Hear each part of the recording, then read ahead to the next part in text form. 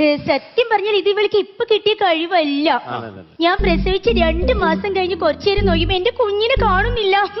എല്ലാവരും തെരഞ്ഞു നോക്കിയപ്പോ എന്താ അവള് സിംഗപ്പൂര് പോയി നീന്തി തുടിച്ച് പാട്ട് പാടുന്നു.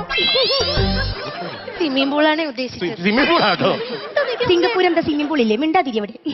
പിന്നെ ഞാൻ എന്റെ മോളെ ഭയങ്കര ഓർഫനേജ് ആയിട്ടാ വളർത്തിയത്. യുനോ ഓർഫനേജ് എന്ന് പറഞ്ഞ അനാഥാലമാണ് തള്ളേ.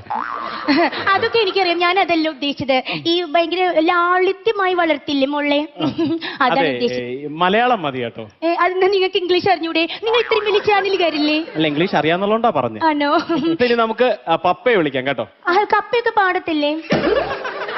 ഡാഡിനെ വിളിക്കാം. Oh daddy, you call me daddy, you no.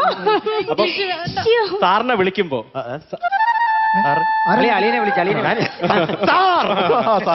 സാറിനെ വിളിക്കുമ്പോ